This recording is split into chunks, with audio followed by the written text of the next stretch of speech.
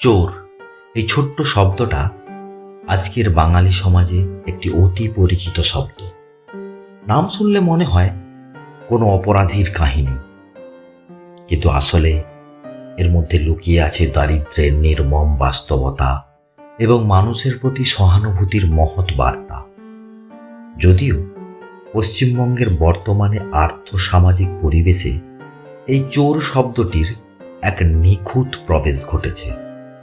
সে বালিচোর হোক, কয়লা চোর, গরু চোর কিংবা চাকরি চোর। বন্ধুরা, সে কথা থাক, আমরা আসি অমর কথাশিল্পী শরৎচন্দ্র চট্টোপাধ্যায়ের চোর গল্পটাতে। নমস্কার শ্রোতা বন্ধুরা, কেমন আছেন? আশা করি সবাই ভালো আছেন। গল্পতরণীতে আপনাদের আরও একবার স্বাগত জানাই। শরৎচন্দ্র চট্টোপাধ্যায় বাংলা সাহিত্যের এক চিরন্তন নাম। মানুষের সুখ দুঃখ, হাসি কান্না, অভাব অভিযোগ তিনি এমনভাবে লিখেছেন, পাঠকের বা শ্রোতার মনে গভীরভাবে ছুঁয়ে যায়। আজকের গল্প চোর তেমনই এক মানবিক কাহিনী। গ্রামের মধ্যে তাহার তুল্য নগণ্য বুঝি আর কেহই ছিল না।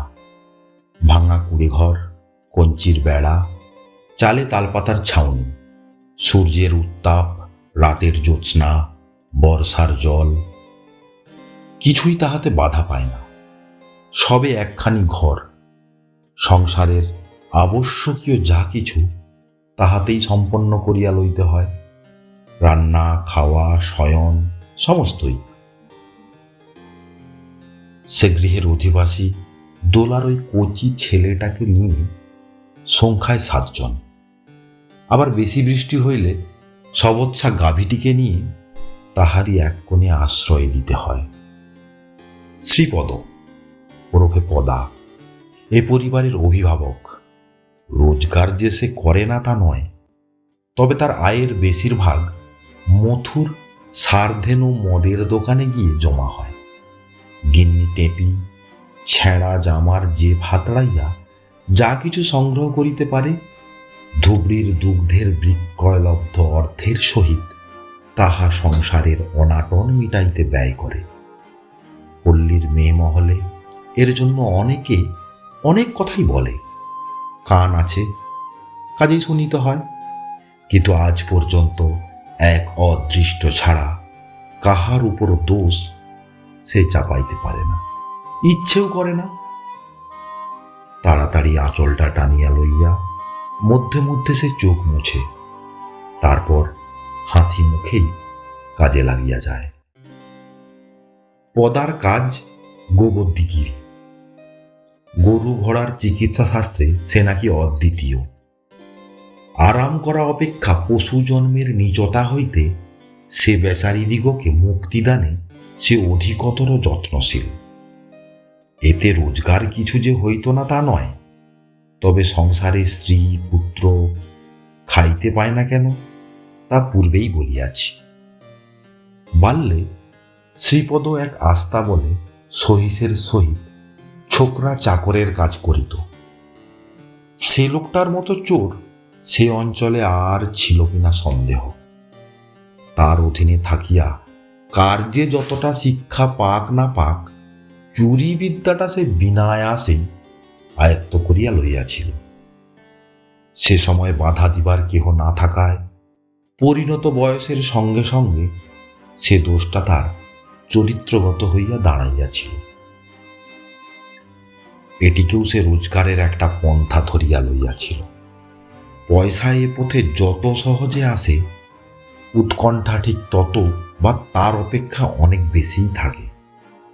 কিন্তু মনের মতো কোনো কিছু সম্মুখে পড়িলে হাত মানা মানে না। কাজেই তা নিজস্ব করিয়া লইতে তাহাকে প্রাণপণ করিতেই হয়। এক্ষেত্রে ঠিক এভাবেই তার পতন হইয়াছিল। একবার, দুইবার, 3 বারের বার লোকে অতিষ্ঠ হইয়া উঠিল। দেওয়ানজি পুলিশের ভয় দেখাইয়া কত ধমক দিলেন। বেচারি টেপির চোখে শ্রাবণের ধারা নামিয়া আসিল। ব্যাপার দেখিয়া শ্রীপদ বলিয়া ফেলিল, শপথ করছি এবার যদি ও ছাই আর মুখে তুলি, ওর জন্যই তো এতটা, চোখ ছিঁড়ে ফেলবো, কিন্তু পরের জিনিস মরতে আর তাকিয়েও দেখব না। 3 দিনের পর তার সে প্রতিজ্ঞা কিন্তু অতল সাগরে তলাইয়া গেল।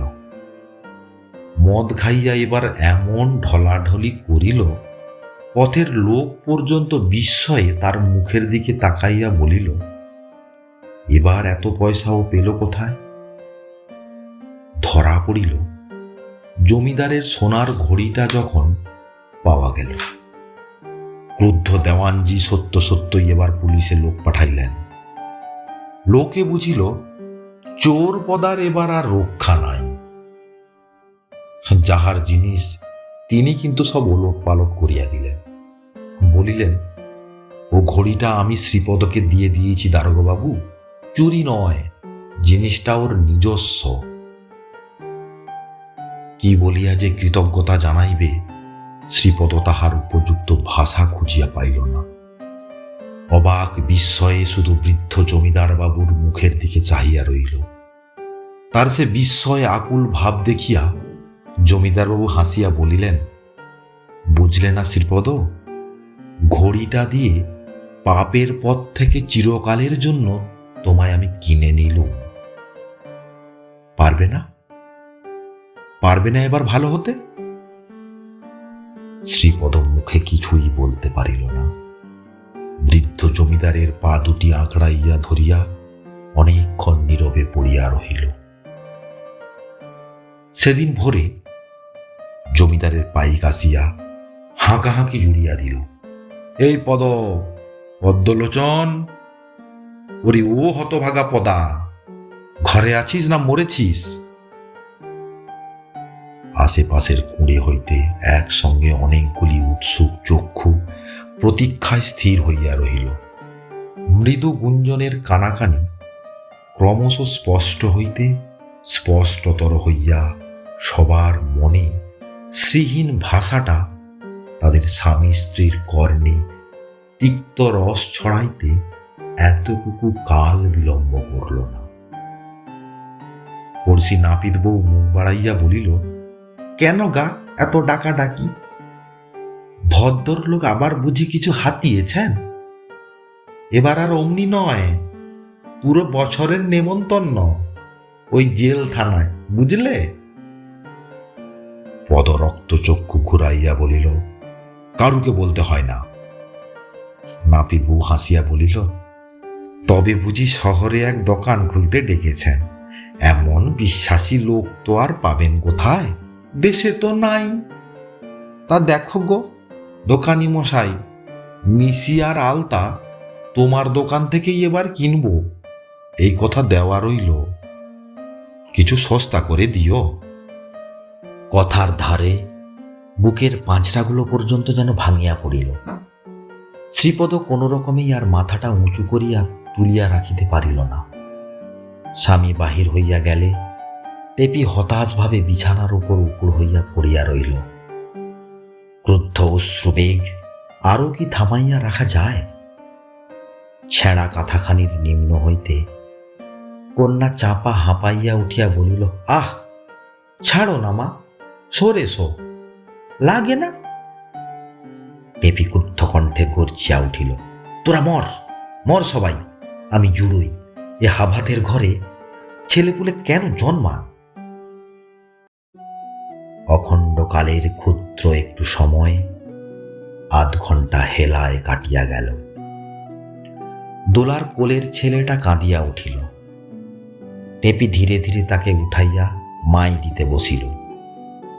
চোখ দুটি তার নিষ্প্রভ দ্বীপ শয্যার উপর স্থাপিত, ঠিক তেমনি নিষ্প্রভ, তেমনি বেদনাতুর, জলে ভরা, কিন্তু পল্লব বাঁধন উপচাইয়া পড়িবার ক্ষমতাহীন। চিন্তার বিষ তখন তাকে ছাড়ে নাই। সে ভাবিতেছিল, বাপ মায়ে বিয়ে দিয়েছিল কেন? কেন আতুর ঘরেই লোকে মেয়ের মুখে নুন মিলিয়ে মেরে ফেলে না কেন? স্বামীর পদশব্দে চমকিয়া সে উঠিয়া দাঁড়াইল। এক গণ্ডূষ জল চোখে মুখে দিয়া ক্ষণপূর্বের পতিত অশ্রুর চিহ্ন বিলোপ করিতে চাহিল।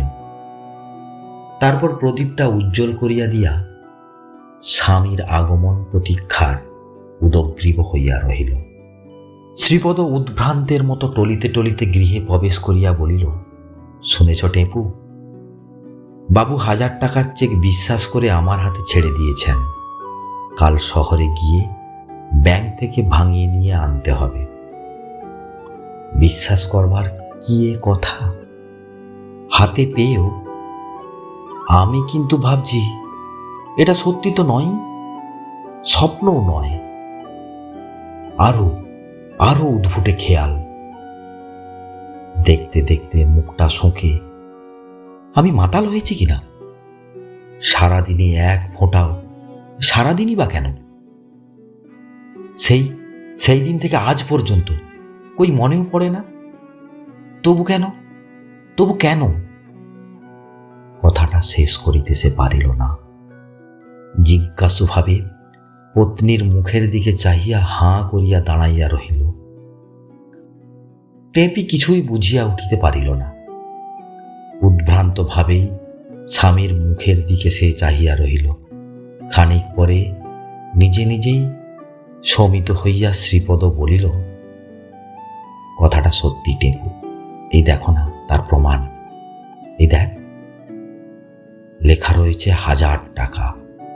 মনে পড়িয়ে দিয়েছেন এই 1 আর এই 3টে শূন্য, 1000। আচ্ছা বলতো কি গুণে তিনি আমাকে এতটা বিশ্বাস করতে পারলেন? টেপি হঠাৎ চঞ্চল কণ্ঠে বলিয়া উঠিল, যাতেই করুন আমাদের কিন্তু সে বিশ্বাস কোনো রকমই ভাঙলে চলবে না।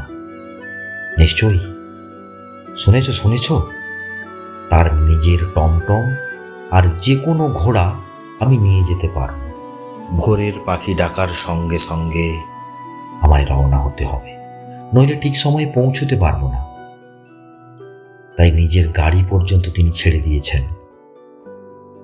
শ্রীধর তোমায় রক্ষে করুন, বিপদ ভঞ্জন মধুসূদন আমাদের সহায় হন। কিন্তু মনে থাকে যেন, পথে মদ খেপেছ। আর কি ও ছাইপাস মুখে তুলি? আজ তোমার সঙ্গে সঙ্গে ওই সব নাম নিতে ইচ্ছে করছে না, কিন্তু না, জানেনি এই কদিন ধরে আজও তা নেব না। আজ আমার কাছে যে সবার বড়, সেই জমিদার বাবুর নাম নিয়ে শপথ করে বলেছি, না, মদ 1 ফোঁটাও কেউ ঠোঁট দিয়ে গলাতে পারবে না। এবার আমায় জয়ী হতেই হবে। বুঝি তাদের মতো কোনো দম্পতি সেদিন অত সুখে শয্যায় আশ্রয় গ্রহণ করে নাই। গভীর রাতে টেপি উঠিয়া দেখে পদ জাগিয়া চেকখানি বুকে চাপিয়া বসিয়া আছে। ক্লান্ত স্বরে সে জিজ্ঞাসা করিল, কি হলো গা? পদ ব্যস্ত সমস্ত হইয়া তার মুখ চাপাইয়া ধরিয়া ধরিয়া বলিল, চুপ। গরিবের কুঁড়েতে এসব নিয়ে নিশ্চিন্তি হওয়া কি যায় টেপি? না ঘুম আসে, তাই তো বসে আছি। শীতের আকাশ বর্ষার মেঘে ঝুমল হইয়া উঠিয়াছিল। দরিদ্রের সম্বল যা কিছু সাজ পোশাক, তাহাই গায়ে চড়াইয়া এক অদ্ভুত বেশে শ্রীপদ তার গন্তব্যপথ অতিক্রম করিতেছিল। বাহির হইবার মুখে মন্টু আর ঝুলন, তার বড় আর মেজ ছেলে, আবদার ধরিল বাপের সঙ্গে সে কিছু দূর যাইবে, কিছুতেই ছাড়িবে না। আজকের মতো প্রভাতে ছেলেদের এই আবদার সে উপেক্ষা করিতে পারে নাই। গাঁয়ের শেষে ডাইনি বুড়ির নারকেল গাছের তলায় ঠিক খালটির ওপারে সে তাহাদের নামাইয়া দিল। উফ, সে কি আনন্দ! গুঁড়ি গুঁড়ি বৃষ্টিতে সে কি ছুটাছুটি! যাইতে যাইতে পথের ওই বুড়া অশ্বত্থ গাছটার পশ্চাতে লুকাইয়া কূপ দেয়। একজন অন্যকে ধরিতে চায়, কিন্তু সে কিছুতেই ধরা দিতে আসে না। নাচিয়া লাফাইয়া পগারের কাদা ছিটাইয়া ছুটিয়া চলে। আবার উভয়ে ফিরিয়া চায় বাপ তাহাদেরকে দেখিতেছে কিনা। একটা পথচারী কুকুর হঠাৎ দাঁড়াইয়া পড়িয়া তাহাদের গমন পথখানে খানিক চাহিয়া রইল। তারপর আকাশে বাতাসে কি যেন পাইবার আশায় বারবার আঘ্রাণ করিয়া হঠাৎ উভয় জানুর মধ্যে লাঙ্গুল গুটাইয়া প্রাণপণ শক্তিতে চিৎকার করিতে করিতে ছুটিয়া পলাইল। কিয়ৎক্ষণ টমটমের উপর বসিয়া শ্রীপদ সে দৃশ্য উপভোগ করিল। তারপর পরিপূর্ণ তৃপ্তিতে শহরের দিকে অগ্রসর হইতে যাইবে, ঠিক এই সময় পাড়ার মতব্বর ২-৪ জন হাসি মুখে অগ্রসর হইয়া আসিয়া স্বনিবন্ধ অনুরোধ জানাইল। যখন সে যাইতেছে তখন তাহাদের বিশেষ অত্যাবশ্যকীয় কয়টি কাজের ভার তাহাকে স্কন্ধে লইতেই হবে। নবীন হাঁড়ি হাসি মাখা মুখে অগ্রসর হইয়া বলিল, বাবাজি, যাচ্ছ যখন বুড়োর একটা উপকার করা অনেক কষ্টে 5 শিখে বাঁচিয়েছি। তোমার মামির অমনি তাতে চোখ পড়েছে, বলে দাও, খুকিটা কাঁদছে, দাও একটা দোলাই কিনে। এ বয়সে শহরে যাওয়া কি আমার পোষায়? ঠেকিয়ে রেখেছিলাম তাই বলে, আজ তুমি যাবে শুনে চেপে ধরেছে, বলে দাও পদাকে দাও। ওকে তোমরা চিনতে না, আমি চিনেছি, লোক খাঁটি, কেবল শ্যাওলা ঢাকা ছিল বলেই। তাহাকে কথা শেষ করিতে না করিতেই অখিল হালদার বলিল, সে আর বলতে, শাস্ত্রে আছে, সঙ্গ দোষে শতগুণ নাশে, এও তাই, যে যাই বলে বলুক, আমি তো বলেই এসেছি, পাঁকে পড়ে আছে, তাই ওর রং অমন, একবার ধুয়ে মুছে নিলে দেখবে টকটকে পাকা সোনা। পদ্মলোচন, যাচ্ছ যখন এনো আমার জন্য এই ফদ্দের জিনিস কটা। গাড়িতে যাবে আসবে, বইতে তো আর হবে না, কি বলো চকত্তি? রামনাথ চক্রবর্তী লাঠির ঠক ঠক আর গলার খক খক শব্দে বেশ একটা ঐক্যতানের সুর রাখিয়া বলিলেন, হ্যাঁ তাহা বই কি, কতদিন বলেছি, হাঁড়ির ভাত বেশি হয়, টেপিকে ডেকে দিবি, পদা যতই অভাগা হোক নষ্ট হবে না, দেখে নিস ও ফিরবে। এতদিনে হতচ্ছাড়া ছোঁড়া ছেলেগুলোর মুক্তি চেয়েছে, গাঁঠের পয়সা খুইয়েই তো আমি ওদের বাঁচিয়ে রেখেছি। জ্বলন্ত মিথ্যার প্রতিবাদে পদার চোখগুলো জ্বলিয়া উঠিয়াছিল, কিন্তু কি ভাবিয়া সে সামলাইয়া গেল।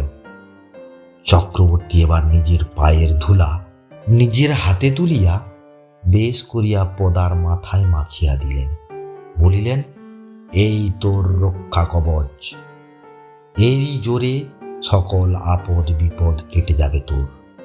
তারপর গলা খাটো করিয়া বলিলেন, অম্বুরি তামাক একটু মিঠে করা দেখে নিয়ে আসিস তো বাবা, পয়সা এলেই ফেলে দেব, রেখেছিলুম, খুঁজতে গিয়ে শুনলুম তোর জ্যাঠাই মাছ কিনে বরবাদ করে দিয়েছে। মাগিগুলোর ওই কেমন নোলার দোষ, মাছ দেখলেই আর থাকতে পারে না। শহরের অম্বুরি তামাক ইত্যাদি অন্যান্য কাজের ভার পাইয়া শ্রীপদ ভালো রকমই বুঝিল, দুঃখের ন্যায় সৌভাগ্য একত্রে জোট পাকাইয়া আসে, পথভ্রষ্টের মতো একলা আসে না। বাহ্যিক না হোক, শ্রীপদের অন্তরের ভিতরের অন্তরটা অবজ্ঞায় হাসিয়া উঠিল। চঞ্চল আবিলতা ভরা কণ্ঠে সে আপনা আপনি বলিয়া উঠিল, কদিন আগেই এরাই না আমাকে থানায় পাঠাতে চেয়েছিল, আর আজ কিসের জন্য এমন বিশ্বাস? কথাটা স্মরণ হওয়ার সঙ্গে সঙ্গে এক দেবমূর্তি তাহার কল্পনার নয়ন সম্মুখে ভাসিয়া উঠিল। ভয়ে উদ্বেগে ভক্তিতে দুহাত তুলিয়া সে সেই অহেতুক কৃপালু লোকটিকে প্রকাশ্যে বারবার প্রণাম না করিয়া থাকিতে পারিল না। এবার যাত্রাপথ। উফ, কি শীত, তেমনি বর্ষাও। মেঠো পথের সুতীক্ষ্ণ উত্তরে বাতাসটাও তেমনি ঠান্ডা। ঘোড়ার বলগাটা কোলের উপর ফেলিয়া বেশ কড়া রকমের একটা চুরুট সে ধরাইয়া লইল, কিন্তু তাহাতে কি কাঁপুনি থামিতে চায়? একটু গা গরম না হইলে তো আর চলাই যায় না। ওই তো দুলু মিয়ার তাড়ির দোকান। অজ্ঞাতে হাতটা এবার বলগাইয়া পড়িল। থামাইবে কি? পর মুহূর্তেই উন্মাদের মতো ঘোড়ার পিঠে চাবুকের উপর চাবুক চালাইয়া সে ঝড়ের গতিবেগে স্থানটা অতিক্রম করিয়া গেল। সে সময় চোখের সম্মুখে জমিদার বাবুর কাতর বিমর্ষ মুখখানির ছলছল চাহনিটি ফুটিয়া উঠিয়াছিল। কে জানে পরের গ্রামের তাড়িখানাটার তাহার দৃষ্টি আকর্ষণ করিল বটে, কিন্তু কোনো প্রকার চঞ্চলতাই আনিতে পারিল না। কেবল একখানি মুখের কল্যাণে সে বিশ্বজয়ী বীরের মতোই সব বাধা বিঘ্ন প্রলোভন অতিক্রম করিয়া চলিল। মধ্যাহ্নে ব্যাংকের ধারে আসিয়া সে গাড়ি থামাইল। কিয়ৎক্ষণ কর্মব্যস্ত লোকগুলোর দিকে চাহিয়া চাহিয়া সে দলে যোগদান করিবে কিনা বুঝিয়ে তারপর ধীরে মন্থর গতিতে সম্মুখের দিকে অগ্রসর হইয়া চলিল। চেকারবাবুটি সন্দেহপূর্ণ দৃষ্টিতে খানিক তাহার মুখের দিকে চাহিয়া কি ভাবিলেন, তারপর উঠিয়া গিয়া পার্শ্বের একটি লোককে কি বলিলেন। উভয়ে নিকটে আসিয়া সেইরূপ সন্দেহপূর্ণ ভঙ্গিতে জিজ্ঞাসা করিলেন, বাবুর তুমি কে? প্রজা। এই সংক্ষিপ্ত উত্তরে বুঝি তাহারা সন্তুষ্ট হইতে পারিল না। শ্রীপদকে বসিতে বলিয়া সাহেবের নিকটে গিয়া কথাটা জানাইল। মৃদু হাসিয়া সাহেব তাহাদের মুখের দিকে চাহিয়া কি বলিলেন, তারপর একখানা কাগজ টেবিলের উপর হইতে তুলিয়া তাদের হাতে দিলেন। ইহার পর বিনা বাক্য ব্যয়ে বাবুরা ফিরিয়া আসিয়া 100 টাকার 10খানি নোট খামে ভরিয়া তার হাতে দিলেন। চেকখানা প্রথম কর্মচারীর হাতে দিবার পর শ্রীপদের বুক কেমন আকুল ভয়ে কাঁপিতেছিল। কেবলই মনে হইতেছিল, এইবার নিশ্চয় ইহারা তাহাকে পুলিশের হাতে সমর্পণ করিবে। কারণটা যদিও তেমন সুস্পষ্ট ছিল না। বৃদ্ধ জমিদারের উপর তিল মাত্র অবিশ্বাসের ছায়া মনে জাগিবার অবকাশ পায় নাই। তথাপি সে ভয়কে কিছুতেই মন হইতে তাড়াইতে পারিতেছিল না। তারপর বারবার কর্মচারীদের এভাবে যাতায়াতে মনের সন্দেহ বেশ পাকা রকমেই বদ্ধমূল হইয়া গেল।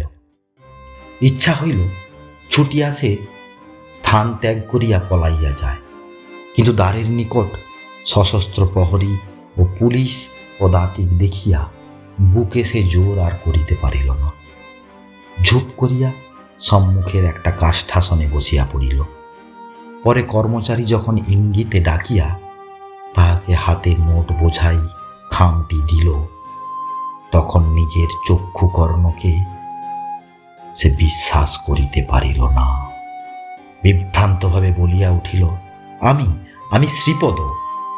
কর্মচারী হাসিয়া বলিল, আমি তো জানি, নিয়ে যাও এটা। শ্রীপদ বিহ্বলভাবে খানিক তাহার মুখের দিকে চাহিয়া বলিল, কিন্তু আমি যে সেই লোক, আপনারা তা জানলেন কি করে? কর্মচারী হাসিয়া নিজের কাজে মন দিল। এ কথার উত্তর দেওয়া আবশ্যক বোধ করিল না। কিংকর্তব্য বিমূঢ়ভাবে কিয়ৎক্ষণ হাতের লেফাফাখানির দিকে খানিক চাহিয়া চাহিয়া হঠাৎ শ্রীপদ সেখানি পকেটের ভিতর পুরিয়া ফেলিল। তারপর চঞ্চল উদ্বেগপূর্ণ গতিতে দ্বারের নিকটে পাহারাদিগের দিকে দৃষ্টি রাখিয়া অতি সন্তর্পণে সে বাহির হইয়া গেল। শস্য শ্যামলা ক্ষেত্রে না পড়া পর্যন্ত পকেটের হাতটি সে নামাইতে ভরসা করে নাই। খোলা বাতাসে আসিয়া কিন্তু তার পরিশোধ অন্তত 10-15 বার সে করিয়া লইয়াছে। লেফাফাখানি একবার করিয়া বাহির করে ধীরে ধীরে অতি সন্তর্পণে নোটগুলি গনিয়া তারপর এদিক ওদিক চাহিয়া দ্রুত সেগুলি পুনরায় পকেটে রাখিয়া দেয়। মনে কত সংকল্প বিকল্পই না ওঠে। ভাবে নিশ্চয়ই জমিদারবাবু এই কাজের জন্য পুরস্কার অন্তত গোটা 10 টাকা তো দিবেনি। সে টাকা লইয়া কি করিবে সে? সব ছেলেদের এক একটা বড় বড় আলুর পুতুল, পুরো 1 টাকার খিরেলা, বাকি পয়সার ঘি ময়দা মাছ আনাজ। পরেই কিন্তু ভাবিল, না না, এটা যে অপব্যয়, কেন সে তা করিবে? তার চেয়ে ঘোষেদের ওই পুকুরটা জমা লইলে হয় না? মন্দ কি? বছরের খাজনা, তার জন্যই বা ভয় কিসের? জলের খাজনা জলই দেবে, মধ্য হইতে 60-70 টাকা লাভ, মন্দ কি? আচ্ছা, কি ফেলিবে সে? ডিম না মাছ? মাছই ভালো, দেখিয়া শুনিয়া লইয়া যাবে, তাতে গাঁজিয়া নষ্ট হইবার ভয় তো নাই। কিন্তু যদি ডিম ফুটে তবে মাছের অপেক্ষাও তাহাতে বেশি লাভ। দেখা যাক, এত লোকের ফুটে, তাহারই বা ফুটিবে না কেন? হঠাৎ মনের খেয়ালে সে পকেটে আর একবার হাত দিল। টাকাগুলো আছে তো? না না, আছে বই কি। এই যে, কোথায় আর যাইবে? গাড়িতে সে তো একা। আবার পূর্ব কল্পনা পাইয়া বসিল, পুকুর জমাতো লইবে, কিন্তু মাছ ধরাইবার মুখে 5 জনে যদি চায়, ছেলেরা 5-10টা সমবয়সী ছেলেকে সঙ্গে লইয়া যদি পাড়ে আসিয়া দাঁড়ায়, কোন মুখে তাহাদের বিমুখ করিবে সে? কেন, তারা কি কেউ দেয়? এই তো উমেশ বদ্দির পুকুর লোচন দাস জমা লইয়াছিল, কাকে কটা মাছ দিয়াছিল সে? চটক ভাঙিয়া গেল। তাই তো, এই লোকগুলোর দেওয়া জিনিস তো কিনিয়া আনা হয় নাই। এতটা আসিয়া আবার ফিরিয়া যাইবে? না না, প্রয়োজন নাই। কিন্তু কিন্তু জমিদার বাবু যে বলেছেন, বিশ্বাস করে তোমার হাতে যদি কেউ কোনো জিনিস সঁপে দেয়, সে বিশ্বাস হস্তান্তর হওয়া মানে চুরি করা। আমার কাছে যখন কথা দিয়েছ, কি বলে আর সে পথ পা বাড়াবে বলো তো তুমি? কথাটা স্মরণ হওয়ার সঙ্গে সঙ্গে সে ঘোড়ার মুখ ফিরাইল। সবার মনোমতো জিনিস কিনিয়া মস্ত বড় এক গাঁটরি লইয়া সে আবার যখন পূর্বস্থানে ফিরিয়া আসিল, তখন সে অনেকটা নিশ্চিত। পকেটে হাত দিয়া দেখিল, না না, আছে আছে। তথাপি বিশ্বাসটা তেমন প্রবল না হওয়ায় খাম হইতে নোটগুলি বাহির করিয়া আবার গণিতে বসিল। সন্ধ্যার পর গ্রামে প্রবেশ মুখে সেই খালের উপরের কাঠের সেতুটি পার হইবার পথে হঠাৎ আর একবার পকেটে হাত দিয়া সে চমকিয়া উঠিল। কই, নাই তো। কে লইল? কোথায় গেল? ঘোড়ার মুখ ফিরাইয়া ক্রমাগত নির্দয়ভাবে প্রহারের পর প্রহার করিয়া সে ঝড়ের গতিতে সেই ফিরাইয়া আসা পথটিতে আবার ফিরিয়া চলিল। কই গো, তোমার স্বামী কই গো? এই তো বারবার 3বার হলো, আর কতবার ফিরব? নির্ধারিত সময়ের বহু পরেও স্বামী না আসায় সকল অপরাধ নিজের মুখে চোখে মাখাইয়া টেপি আড়ষ্ট কণ্ঠে বলিল, কি জানি, এখনো তো ফেরেননি। সে আর ফিরছে, বাবুর যেমন ডাইনির কোলে সমর্পণ। একটা চোর জোচ্চোরের হাতে দিতে গেলেন কেনা উনি হুন্ডি। টাকা হাতে পড়লে এসব মানুষের কি আর কাণ্ডজ্ঞান থাকে? তাছাড়া সে শহর, আমাদের পাড়া গাত নয়। কত রকমের কত লোক আছে। নটবর পাইক ফিরিয়া গেল অসন্তোষের একটা জ্বলন্ত প্রতীক রূপে। কিন্তু তার গজগজনিটা বরং ছিল ভালো। নাপিত বউ হাসি মাখা মুখে আসিয়া যখন বলিল, এর ভেতর কেলেঙ্কারিটা দেখছি তোকেই সইতে হলো। কি আর করবি, যেমন লোকের গলায় মালা দিয়েছিল। তাও বলি বউ, এদানি যেমনটা হয়েছে, সহজে উড়াবে বলে তো বোধ হয় না। তোরই পুয়া 12। খাবি 5 ব্যঞ্জন। টেপির কিন্তু সেদিকে ততটা লক্ষ্য ছিল না।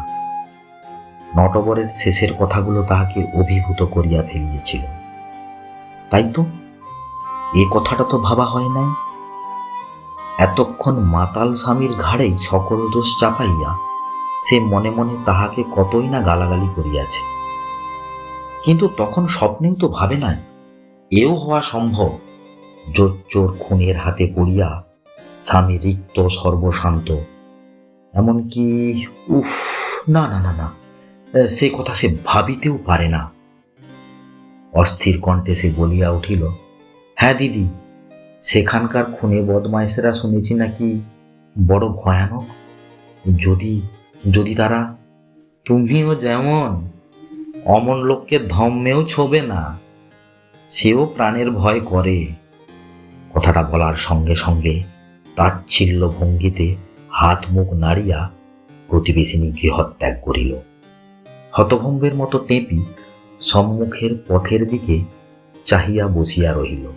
যাহারা খুচরা জিনিস আনিতে দিয়াছিল তাদের প্রত্যেককেই এবার তাড়া দিয়া গেল। নবীন হাতির স্ত্রী মোক্ষদা আসিয়াই 4 কথা বেশ করিয়া শোনাইল। বলিল, আমাদের রক্ত ওঠা টাকায় তুই তোর ছেলে মেয়ের শ্রাদ্ধ করেছিস টেপি?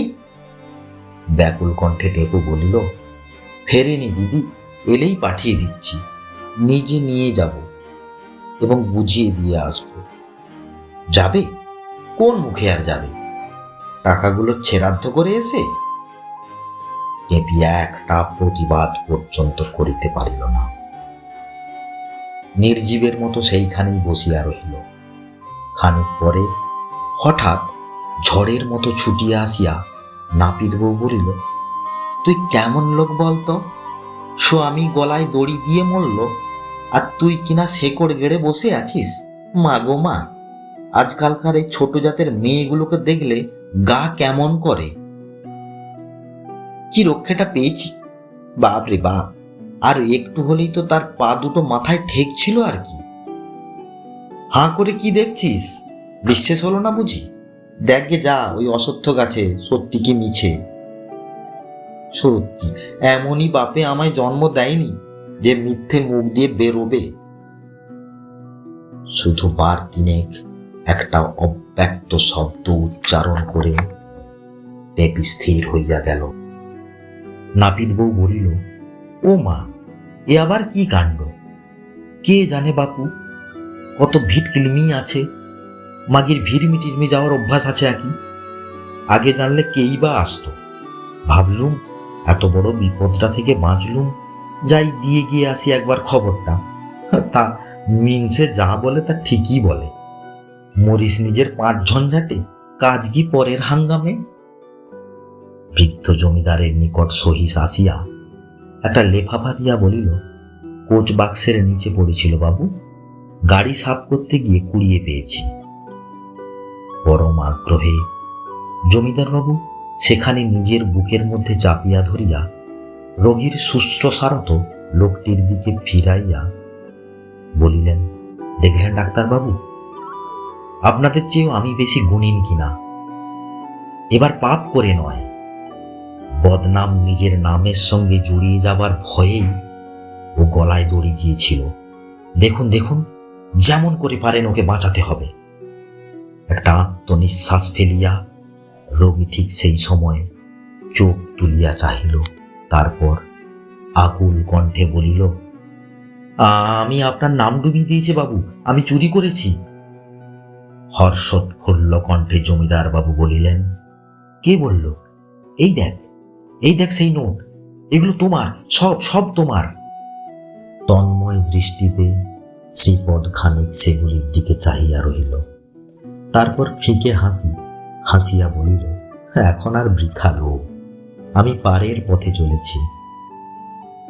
আমি ছাড়লে তবে তো। কই যা দেখি, কই যা তো দেখি। আদুরে ছেলেটির মতো জমিদার তার অসাড় দেহটাকে টানিয়া কোলে লইয়া বসিলেন। একটা স্বর্গীয় বিজলির আভায় বেচারির সারা মুখখানি কেমন রঞ্জিত হইয়া উঠিল।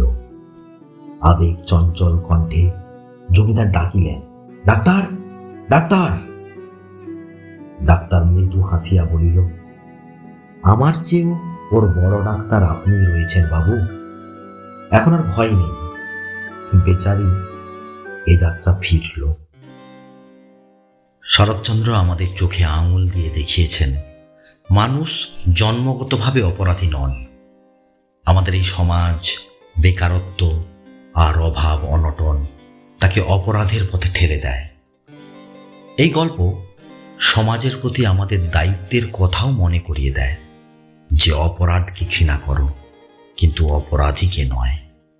আচ্ছা বন্ধুরা, আপনারাই কমেন্ট করুন আজকের দিনে দাঁড়িয়ে এ কথা কতখানি সত্য বা নির্ভুল। যাই হোক, এবার বিদায় নেওয়ার পালা।